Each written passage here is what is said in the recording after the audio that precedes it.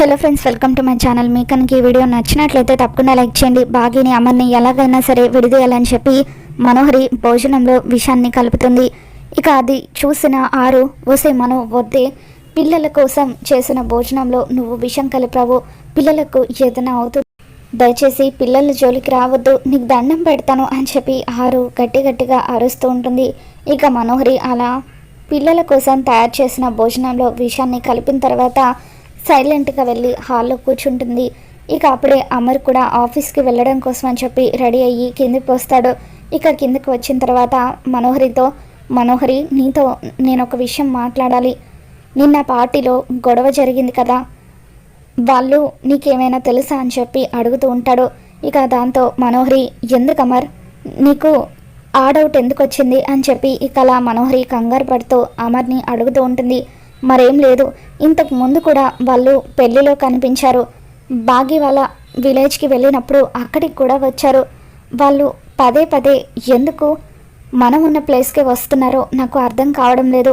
ఒకవేళ వాళ్ళు నీకు తెలిస్తే వాళ్ళు వచ్చింది నీకోసమే అయితే నువ్వు ప్రాబ్లంలో ఉన్నట్టే మనోహరి, నీకేదైనా ప్రాబ్లం ఉంటే నాతో చెప్పు, నేను సాల్వ్ చేస్తాను అని చెప్పి అమర్ అంటూ ఉంటాడు. ఇక దాంతో మనోహరి తడబడుతూ, లేదు అమర్, అసలు వాళ్ళెవరో కూడా నాకు తెలీదు, అయినా వాళ్ళని చూస్తూ ఉంటే నార్త్ నుంచి వచ్చిన వాళ్ళలాగా ఉన్నారు, పుట్టినప్పటి నుండి నాకు ఆరుకి ఈ హైదరాబాద్ తప్ప మరొక ఊరు తెలీదు, అటువంటిది వాళ్ళకి నాకు పరిచయం ఎలా ఉంటుంది అమర్, అసలు వాళ్ళు పార్టీకి ఎవరి కోసం వచ్చారో ఏంటో అని చెప్పి ఇక అలా మనోహరి తప్పించుకుంటుంది.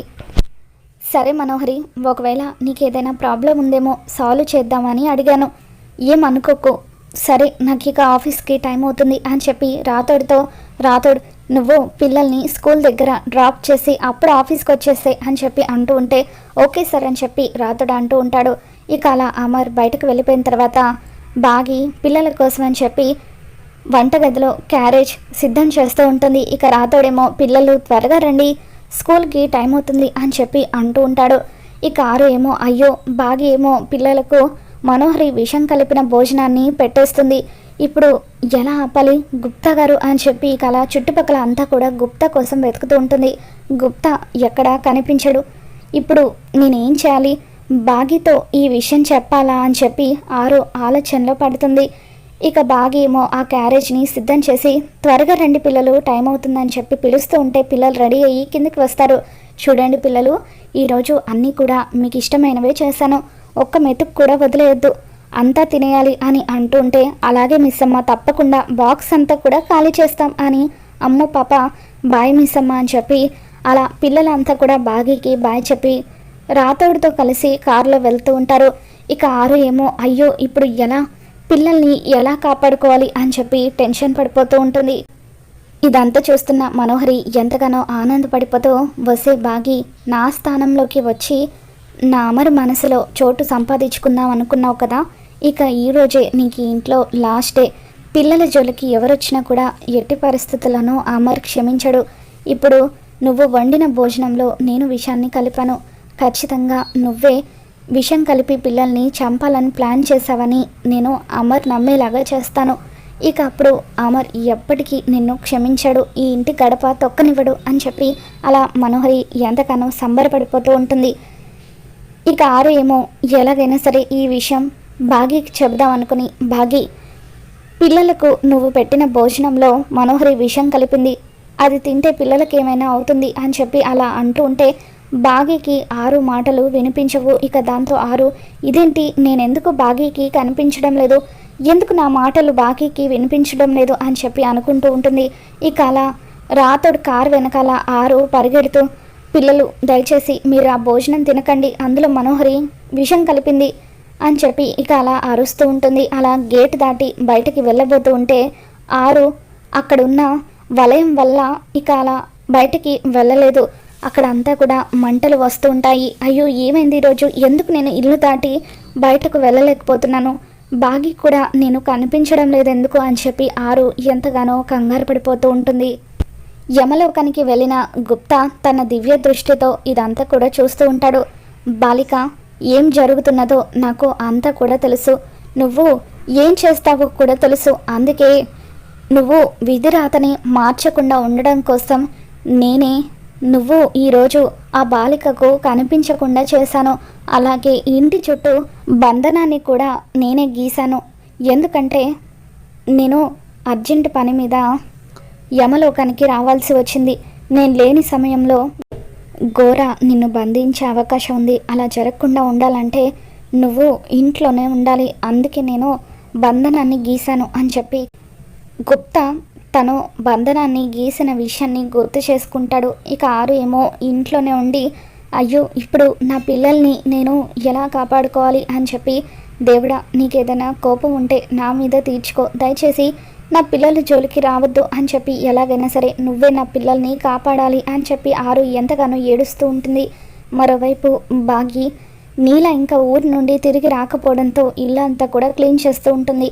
అమ్మ బాగి ఎందుకమ్మా నీకు శ్రమ అని చెప్పి అమర్ వాళ్ళ అమ్మ నాన్న ఇద్దరు కూడా అంటూ ఉంటే మన పనులు మనం చేసుకోవడంలో ఇబ్బంది ఏముంటుంది అత్తయ్య, అందుకే నేను ఇల్లంతా కూడా క్లీన్ చేస్తాను అని చెప్పి ఇక అలా బాగి ఇల్లంతా క్లీన్ చేస్తూ ఉంటే అప్పుడు కిచెన్లో మనోహరి భోజనంలో కలిపిన విషం బాటిల్ కనిపిస్తుంది. ఇక ఆ విషం బాటిల్ని చూడగానే బాగి ఒక్కసారిగా షాక్ అవుతూ ఉంటుంది. ఇదేంటి ఈ బాటిల్ ఇక్కడికి ఎలా వచ్చింది అంటే నేను పిల్లలకు పెట్టిన భోజనంలో ఎవరో విషం కలిపారన్నమాట అని చెప్పి ఇక అలా బాగి చీపురు కట్టను అలా వంటగదిలోనే వదిలేసి పరుగున స్కూల్కి వెళ్తూ ఉంటుంది. ఇక పిల్లలకు లంచ్ టైం కావడంతో పిల్లలంతా భోజనం చేయడం కోసం అని చెప్పి ఒక దగ్గర కూర్చుంటారు. రామ్మూర్తిని కూడా పిల్లలు పిలిచి రా తాతయ్య మనమంతా కలిసి ఫుడ్ షేర్ చేసుకుందాం అని చెప్పి అలా రామ్మూర్తితో కలిసి పిల్లలు భోజనం చేయడం కోసం అని చెప్పి అలా ఒక దగ్గర కూర్చుంటారు. బాగి పరుగున పిల్లల దగ్గరికి వచ్చి వాళ్ళు సరిగ్గా తినబోయే టైంకి లంచ్ బాక్సులను విసిరి కొడుతుంది. వద్దు పిల్లలు వద్దు, మీరు ఆ భోజనాన్ని తినొద్దు అని చెప్పి అలా బాగి కంగారు పడిపోతూ ఉంటే పిల్లలు రామ్మూర్తి అంతా కూడా షాక్ అవుతూ ఉంటారు. ఏమైంది బాగి, ఎందుకలా పిల్లలు తినే భోజనాన్ని విసిరి కొట్టావు, ఏమైందమ్మా అని చెప్పి రామ్మూర్తి అంటూ ఉంటే పిల్లలు తినే భోజనంలో ఎవరో విషం కలిపారు నాన్న అని చెప్పి బాగి ఇక విషం బాటిల్ కనిపించిన విషయం రామ్మూర్తికి చెబుతుంది. ఇక దాంతో రామ్మూర్తి కూడా షాక్ అవుతూ నువ్వు సమయానికి పిల్లల దగ్గరికి వచ్చి మంచి పని చేసావమ్మా, లేదంటే పిల్లలకు ఏం జరిగేదో ఏంటో సమయానికి ఆ దేవుడే నిన్ను ఇక్కడికి పంపించాడు అని చెప్పి రామ్మూర్తి పిల్లలందరినీ దగ్గరికి తీసుకుని ముద్దు పెట్టుకుంటాడు. ఇక పిల్లలు భయంతో ఏడుస్తూ ఉంటారు. మీరేం భయపడకండి పిల్లలు, ఈ మిస్సమ్మ ఉండగా మిమ్మల్ని ఎవరు ఏం చేయలేరు అని చెప్పి బాగి పిల్లలందరినీ కూడా దగ్గరికి తీసుకుంటుంది. ఇక ఇంటికి వచ్చిన తర్వాత అమర్కి ఈ విషయం తెలుస్తుంది. అసలు నా ఇంట్లో అంత ధైర్యంగా విషం కలపాల్సిన అవసరం ఎవరికి ఉంటుంది అని చెప్పి రాథోడ్ రేపటి నుండి మన ఇంటి దగ్గర 2 పోలీస్ ఆఫీసర్స్ని సెక్యూరిటీగా పెట్టుకుందాం, మన ఇంటికి థ్రెట్ ఉంది అని చెప్పి ఇక అలా అమర్ ఇంట్లో వాళ్ళకు ఏం కాకుండా మనమంతా కూడా జాగ్రత్తగా ఉండాలి అని చెప్పి అంటూ ఉంటాడు. ఇక బాగి మనోహరి వైపు కోపంగా చూస్తూ ఇదంతా ఖచ్చితంగా ఈ మనోహరి పనే అయి ఉంటుంది, బయట వాళ్ళు అంత డేర్గా ఇంటికి వచ్చి ఈ పని చేయరు, కానీ మనోహరినే ఇదంతా చేసిందని నేను ఆయనకు చెప్పినా కూడా ఆయన నమ్మరు అని చెప్పి బాగి అనుకుంటూ ఉంటుంది. ఇక ఆ తర్వాత అందరూ కూడా ఎవరి గదుల్లోకి వాళ్ళు వెళ్ళిపోతారు. బాగి మనోహరి దగ్గరికి వస్తుంది. పిల్లలు తినే భోజనంలో విషం కలిపింది నువ్వే కదా అని చెప్పి బాగి అంటూ ఉంటే ఇక అప్పుడు ఆరు అదే మిస్సమ్మ, అదే పిల్లలు తినే భోజనంలో విషం కలిపింది, దాన్ని 4 తగిలించు అని చెప్పి కల ఆరు అరుస్తూ ఉంటుంది. ఇక బాగి అలా అడుగుతూ ఉంటే మనోహరి కంగారు పడిపోతూ ఏం మాట్లాడుతున్నావు నువ్వు, నాకు అంత అవసరం ఏముంది అని చెప్పి అంటూ ఉంటే మర్యాదగా నిజం చెబుతావా లేదా అంటూ బాగి మనోహరి చెంప పగలగొడుతుంది. చూడు, ఇన్ని రోజులుగా నువ్వు ఆర్జే బాగిని చూసావు, ఇన్ని రోజులంటే నాకు ఈ ఇంటికి సంబంధం లేదు కాబట్టి నేను ఏమీ చేయలేకపోయాను, కానీ ఇప్పుడు ఇది నా ఇల్లు, ఆయన నా భర్త, వాళ్ళు నా పిల్లలు, నా పిల్లల జోలికి వచ్చావంటే వాళ్ళ ప్రాణాలతో చెలగాటం ఆడాలని చూసావంటే మాత్రం నిన్ను నేను విడిచిపెట్టను. ఆయనకు నీ గురించి నిజం తెలియడం తర్వాత సంగతి, నా చేతులతో నేను నిన్ను చంపేస్తాను, జాగ్రత్త అని చెప్పి ఇక అలా బాగి తన విశ్వరూపాన్ని మనోహరికి చూపించడంతో మనోహరి భయంతో వణికిపోతూ ఉంటుంది.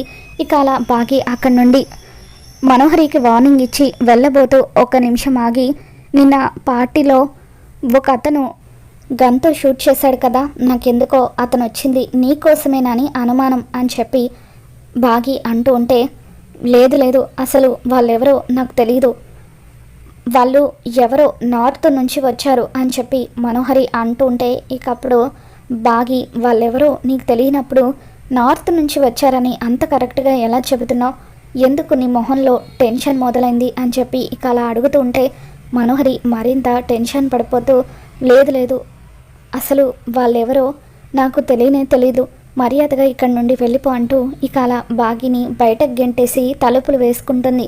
దాంతో బాగికి ఖచ్చితంగా వాళ్ళు వచ్చింది మనోహరి కోసమేనా అని చెప్పి కన్ఫర్మ్ అవుతుంది. నిన్న పార్టీలో గన్తో షూట్ చేసిన అతన్ని పోలీసులు అరెస్ట్ చేసి తీసుకెళ్ళిపోయారు కదా, ఖచ్చితంగా అతన్ని కలిస్తే మనోహరి గురించి ఏమైనా వివరాలు తెలిసే అవకాశం ఉందని చెప్పి బాగి ఇదే విషయం గురించి రాథోడ్కి చెబుతుంది. రాథోడ్, నిన్న ఒక అతను గన్తో పార్టీలో కాల్పులు జరిపాడు కదా, అతన్ని మనం ఒకసారి కలిస్తే మనోహరి గురించి మనకు ఏవైనా నిజాలు తెలియచ్చు అని చెప్పి అంటూ ఉంటే, అలాగే మిస్ అమ్మ, రేపే మనం పోలీస్ స్టేషన్కి వెళ్ళి అతన్ని కలుద్దాం అని చెప్పి రాథోడ్ అంటూ ఉంటాడు. ఇక అలా బాగి రణవీర్ని కలిసి మనోహరి గురించి నిజాలు రాబట్టాలని చెప్పి చూస్తూ ఉంటుంది. మరి ఈ వీడియో మీకు నచ్చినట్లయితే తప్పకుండా లైక్ చేయండి.